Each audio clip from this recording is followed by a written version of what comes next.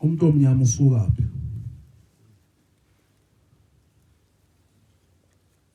Umuntu omnyama usuka kuhluphekeni okukhulu.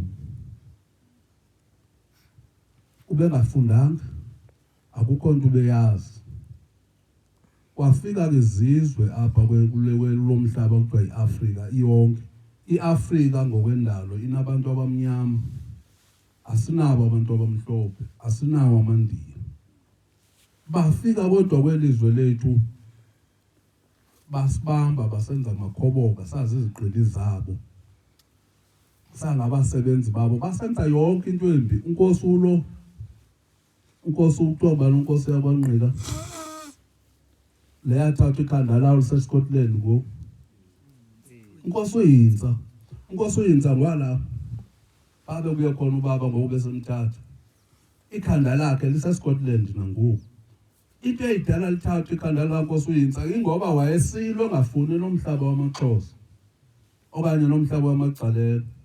Abelungu bathi apho bambamba khona bambamba bambulala, bathatha ikhanda, bathi mabahambe nalo. Ingako thina singade sivuleke into yokuba sinamakhanda kwamazwe ekuloko ukuthi umuntu omnyama angavuki.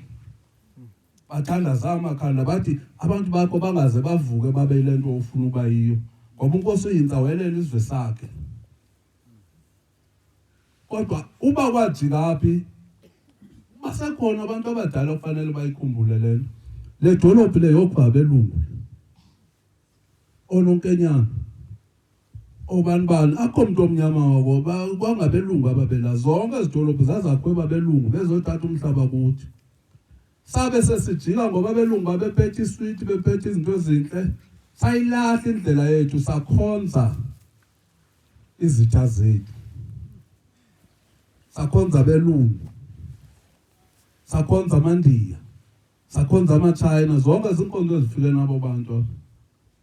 Salahla konke lento lithi inkonzo kaShembe masingayithatha kancinci ngoba bathi abantu abasebethathiwe bebulewe babelungu abanye bebalahla emalwandle, abanye bayotshona koAmerica besenziwa amakhoboka. Bayoguqa phambi kwaThixo, wabavumela uThixo wathumela umqalo wendlela. Wabuya wazoqamba kabusha uNazaretha. Inkonzo yomuntu omnyama. Le ngathi abantu abayifuni namhlanje. Le ndawo esikuyo ndichaza ukuthi mawuliNazaretha usoba kufuneka uzazi buyintoni. Amen.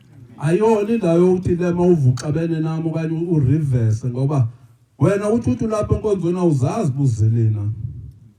Apha sizozabelazela isizwe sakwethu esimnyama sibuyele ebuntwini baso. Abantu basibona bathina sabuyela kuThixo wethu. Amen. uThixo wayevele wayithanda elizwe sikulo kuthiwa yiAfrika. Izimbiwa ziwelizwe zonke abantu bafika basithola belungu.